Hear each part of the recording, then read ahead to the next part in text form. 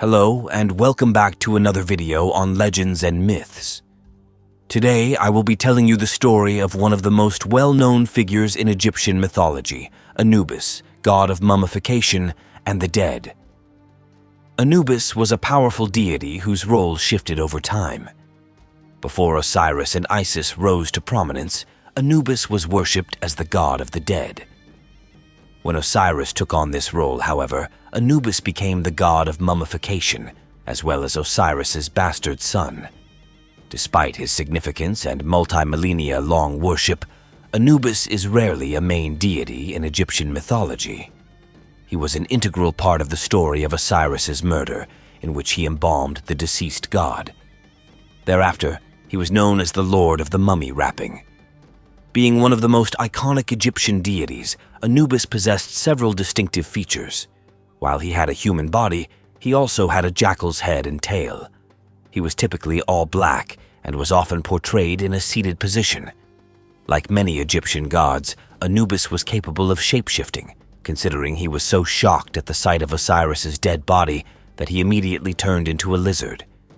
Anubis was a faithful follower of Isis, who adopted him following his abandonment as an infant.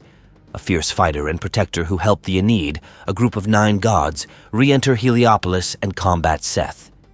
During the trial, Osiris uses Anubis's body to appear before the Aeneid and later assault Seth in private. As one of the oldest gods in the Egyptian pantheon, Anubis had a varied and somewhat inconsistent mythology. Initially, Anubis was a son of Ra, who served as the primary god of the dead. But as time went on and the cult of Osiris grew in power, Anubis's stories were incorporated into this new, larger mythos. By 2000 BCE, Anubis had become a bastard child of Nephthys and Osiris.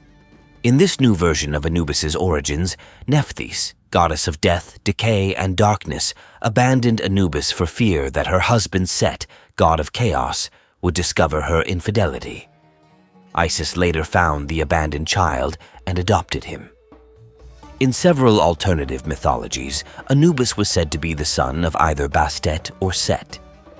In the tale of 2 brothers, Anubis had a younger brother named Bata. An ancient regional deity, Bata would ultimately not survive the passage of time or the vagaries of religious change. In myths that place him as the son of Osiris, Anubis had several brothers, including Horus, Babi, Sopdet, and Wepwawet.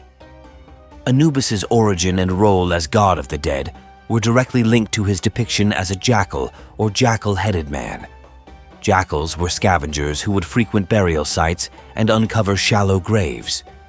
The Egyptians may have enshrined the jackal's behavior in order to make it seem benevolent.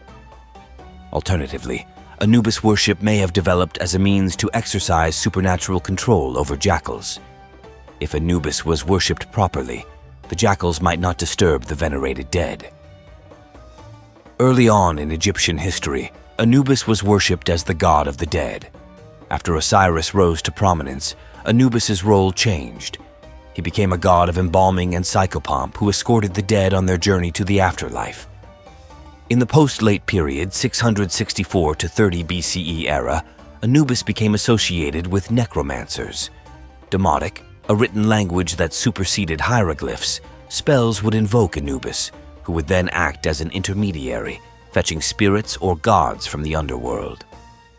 The most well-known version of Anubis's origins came to us from the Greek historian Plutarch, 46 to 120 CE. Following Osiris's murder at the hands of his brother Set, Isis was out searching for his body.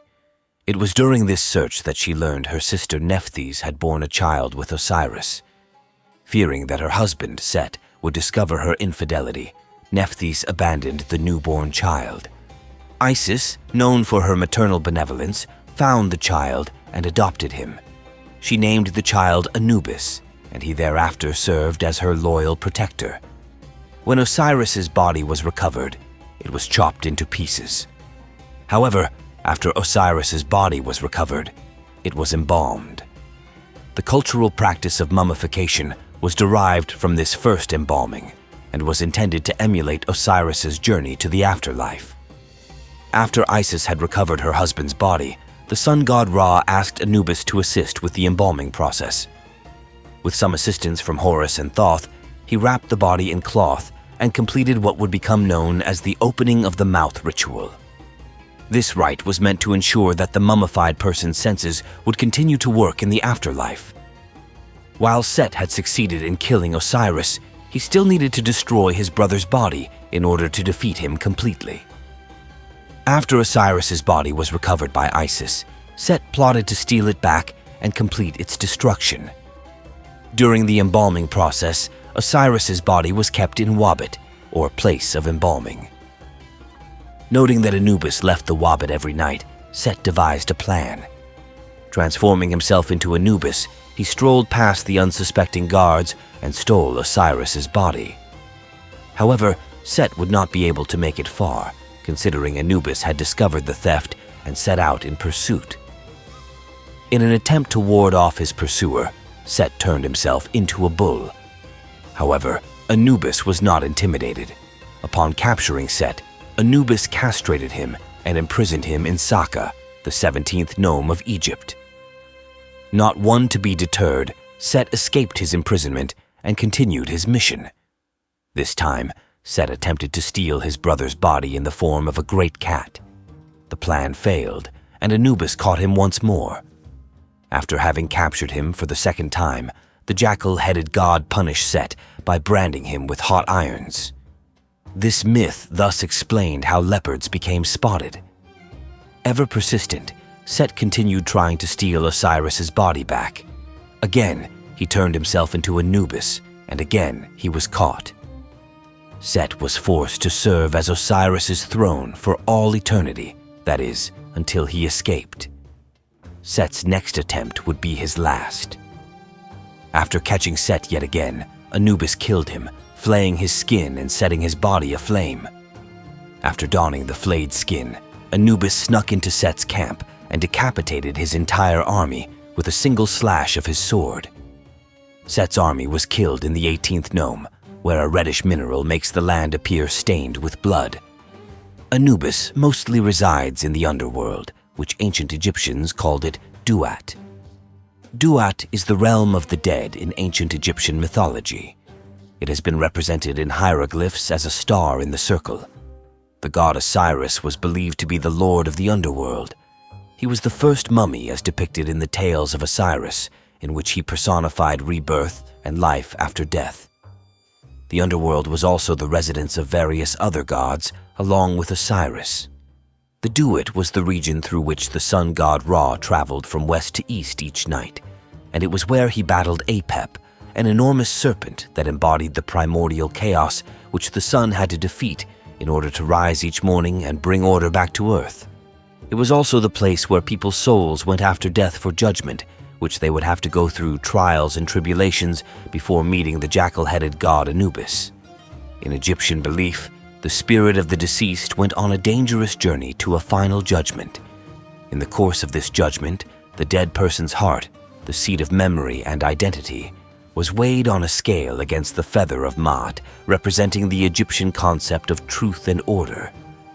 Anubis supervised the weighing of the heart, checking the balance of the scales and making sure the weighing was fair. At a crucial point in this process, Anubis vouched for the deceased, and he did so in terms that invoked his canine nature. In front of the council of the gods, one of them being Osiris, Anubis would say that he had sniffed the deceased person, who smelled like the gods and belonged in their circle.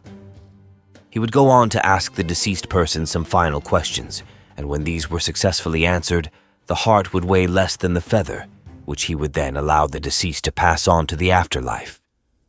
If the answer was untruthful, the heart would weigh more than the feather, which the deceased person would then face a second death.